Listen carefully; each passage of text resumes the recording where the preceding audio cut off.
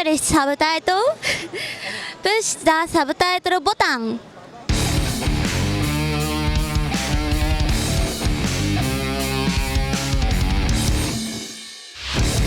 Hallo zu einer neuen Reptil-TV-Folge.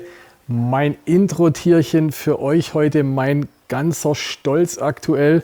Und zwar eine leucistische Hausschlange, afrikanische Hausschlange, Lamprophis fuliginosus wird es wohl sein.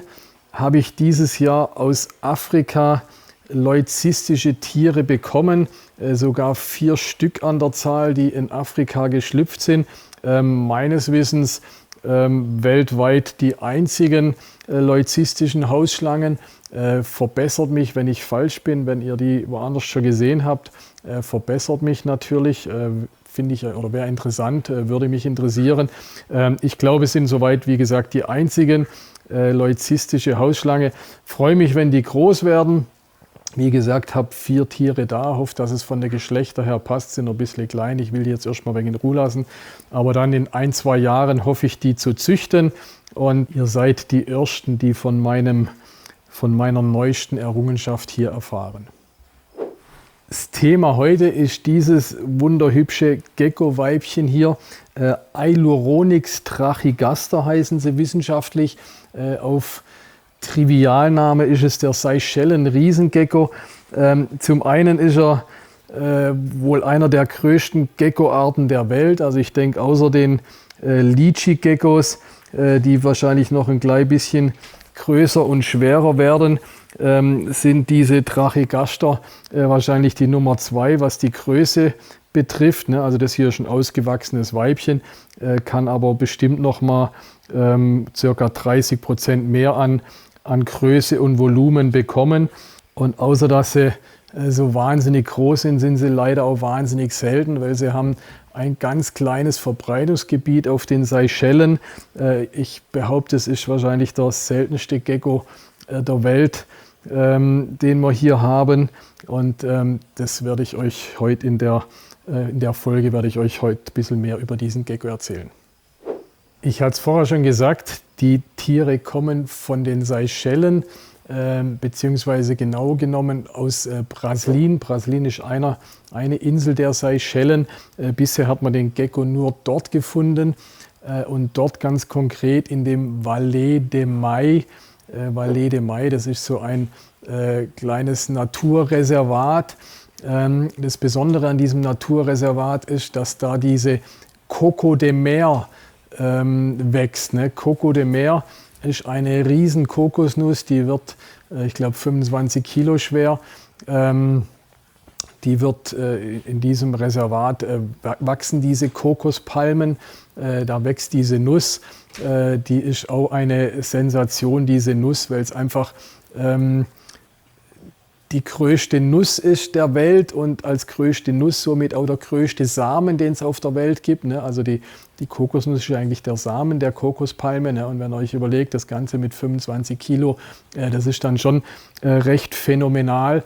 Und entsprechend sind diese Nüsse streng geschützt. Die haben natürlich auch noch, die haben so eine urige Form, die sehen wegen, ja, man könnte meinen, wie so ein Damenpopo oder wie so 2 Hoden können die aussehen und so weiter. Also allein die Optik dieser Nüsse regt die Fantasie an und alles, was die Fantasie anregt, gilt natürlich gleich als Aphrodisiaka und was weiß ich was noch alles und entsprechend begehrt sind die Nüsse.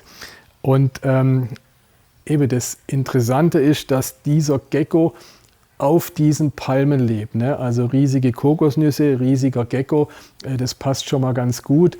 Aber entsprechend klein ist dieses Verbreitungsgebiet, wie gesagt, nur in dem Wald.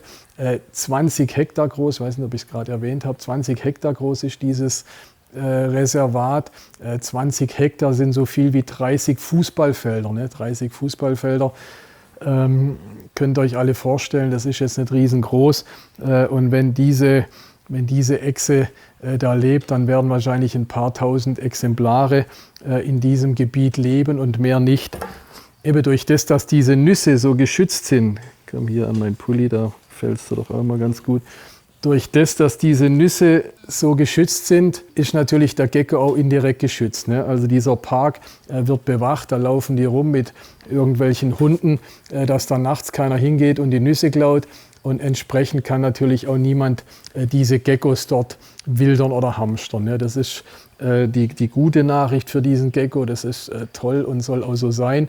Eben da leben die in 10, 20 Meter Höhe auf dieser riesigen Kokospalme, haben da ihr Verbreitungsgebiet und entsprechend selten kriegt man die natürlich irgendwie zu Gesicht. Ne? Also das ist in der Natur ein sehr rares Tier und eben diese Lebensweise in diesen hohen Palmen, die macht es natürlich umso rarer oder umso schwerer zugänglich. Die Tiere werden mittlerweile in der Terraristik gezüchtet, wobei es gibt vielleicht 30, 40 adulte Tiere bis dato in der Terraristik.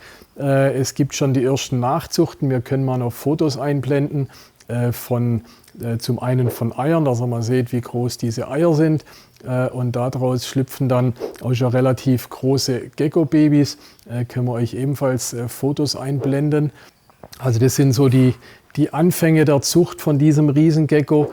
Hoffen wir, dass die nächsten Jahre das noch viel erfolgreicher wird. Eben, ich bin stolzerweise auch Besitzer eines Pärchens, hier das Weibchen.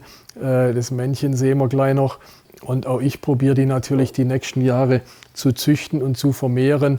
Das Terrarium bzw. das Männchen, das zeige ich euch. Da gehen wir jetzt ans Terrarium hin. Hier sind wir an meinem Riesengecko-Terrarium. Das ist im Moment 90, 50, 90. Ich bin mir nicht ganz sicher, ob das von der Größe reicht, beziehungsweise wenn die noch in der Größe zulegen, denke ich, dann wird wahrscheinlich 120 an Höhe auch nichts schaden. Da hinten kann ich euch gerade mal noch geschwind das Männchen zeigen. Guck mal her. Das Tolle ist ja auch, die sind auch überhaupt nicht scheu. Ne? Das ist nicht wie so ein Felsuma oder so, dass die da, guck, doch prompt haut er ab. Insgesamt, aber habt ihr jetzt auch an dem Weibchen gesehen, das sind echt unheimlich zutrauliche Terrarientiere auch. Ne? Vielleicht durch ihre Größe haben sie so viel Selbstvertrauen, aber das ist nichts, was... Also einerseits erinnern sie an Felsumen, so vom Körperbau, wie sie an der Scheibe kleben, sind sie und von allem. Also wenn ich sie sehe, für mich sieht es aus wie so ein riesiger Taggecko, aber schon allein durch das, dass sie nachtaktiv sind und auch von der Farbe unterscheiden sich natürlich deutlich, ne? Wobei auf den Seychellen ja auch Taggeckos vorkommen, also auch nicht ganz so abwegig. Ja, zum Terrarium. Wir haben das hier das steht eigentlich bei mir hier in der Königspythonzucht. Hintergrund, wieso das hier in der Königspythonzucht ist einfach das Klima. Also ich glaube, der Gecko, der will es wirklich richtig schön warm. Ne? So Kokospalmen, die wachsen in tropisch warmem, heißen Gebieten. Ich war da schon auf den Seychellen, also noch nicht in diesem Park, aber ich war schon auf den Seychellen, auf der Hauptinsel. Da ist es heiß jeden Tag und hohe Luftfeuchtigkeit und entsprechend so habe ich das Terrarium dann gewählt. Ne? Also wir haben hier eine Raumtemperatur schon von 30, 31 Grad. Dann habe ich hier oben noch zwei so UV-Lampen, diese 23 Watt Energiesparlampen mit, glaube 10% UVB-Anteil habe ich hier oben drauf gestellt. Die gehen zum Teil auch drunter, also die meiden das Licht nicht, sondern sie kriegen sicherlich von dem UV-Licht ab. Ich glaube, das ist ganz gut. Ansonsten entsprechende Dekoration drin. Diese Palmblätter mögen sie wirklich gern hier. Ne? Das sind ja das Papaholz, sagt man ja auf Deutsch dazu. Also das sind ja diese Palmblätter, die abgeschnittenen. Ich glaube, die Oberfläche mögen sie ganz gern. Bei mir sind sie auch unheimlich viel an den Scheiben dran, so wie das Weibchen jetzt eigentlich auch. Hängen wirklich oft an den Scheiben, mögen das wohl auch gern, dieses Glatte. Und ja, der Boden immer leicht feucht, ne, damit auch die Luftfeuchtigkeit etwas steigt. Kurz zur Ernährung von den Tieren. Diese Brachygaster sind reine Vegetarier. Also ich fütter die hier mit so Fruchtbrei, ne? Das ist der gleiche, wie man auch für die Kronengeckos verwendet, diesen Fruchtbrei, den man mit Wasser anrührt. Die fressen echt ordentlich was weg. Also so ein Schälchen hier drin fressen die eigentlich jede Nacht. Ist das am nächsten Morgen absolut ausgelegtes Schälchen. Also das ist echt erstaunlich. Oder zumindest so 5-mal die Woche kriegen sie so ein Schälchen voll und das machen die leer, beziehungsweise hier unten ist auf dem Boden auch noch mal, wo sie dann auch noch rangehen. Das machen sie nicht ganz leer, diese relativ große Schüssel. Aber das ist echt enorm, was die wegfressen. Wie gesagt, theoretisch reine Vegetarier. Wir werden jetzt auch mal vielleicht mal ein bisschen mal eine Heuschrecke oder so anbieten. Bis jetzt sind sie aber noch nicht rangegangen. Ich weiß nicht, ob die da rangehen. Die anderen Trachygaster-Halter ernähren die, glaube ich, auch rein vegetarisch. Genau, was ich interessant finde und was mich vielleicht auch von euch interessiert. Ich hatte vorher gesagt, die leben da auf dieser Kokospalme. Also auf dieser Kokospalme gibt es ja in dem Sinne auch keine Früchte oder nichts anderes. Da gibt es allenfalls diese Blüten, ne? Also die männliche Blüte, die hat ja dann auch ein bisschen so Pollen oder sowas dran. Aber ansonsten, ich kann mir gar nicht so richtig vorstellen, ne? Die essen ja keine Kokosnüsse. Ne? Also von dem her würde mich echt interessieren, ob ihr vielleicht eine Idee habt oder ist jemand von euch botanisch so gut und sagt, ach doch klar, auf den Kokospalmen, da hat es ja immer noch, was weiß ich, die und die Früchte, die da so schmarotzermäßig irgendwie wachsen oder weiß der Herrgott was. Also würde mich mal echt eure Meinung dazu interessieren. Habt ihr eine Idee dazu, was die essen können? Weil, wie gesagt, wenn ich gucke, was die hier wegfressen, kann ich mir nicht vorstellen, dass die von so ein paar Blütenpollen sich ernähren. Ja, da müssten die ja ganze Stiele davon abfressen. Bin ich gespannt. Gerne, wenn ihr was drüber wisst, bei den Kommentaren mit reinschreiben. Ja, und so halte ich die und versuche die zu züchten. Ich weiß nicht, hatte ich es schon angesprochen, die Eier haben wir vorher schon gesehen. Also die legen immer 2 Eier, hartschalige Eier, die kleben sie irgendwo hin. Ne? Die legen sie also nicht auf den Boden, sondern sie kleben die Eier an. Muss man aufpassen, dass man die dann entsprechend sieht und entdeckt. Und ich würde mal schätzen, dass sie im Jahr vielleicht 4, 5, 6 Gelege machen. Das heißt, sie haben so vielleicht zwischen 8 und 10 oder vielleicht sogar 12 Nachzuchten im Jahr. Ja, drückt mir die Daumen, dass ich das schaffe, diese tollen Geckos zu züchten. Gerne bei den Kommentaren, was ihr dazu sagt, wie sie euch gefallen.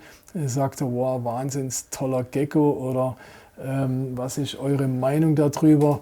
Und schon Kanal abonnieren, dann seid ihr immer auf dem Laufenden und seht solche echte Raritäten. Also wie gesagt, ich denke oder ich behaupte, das seltenste Gecko der Welt.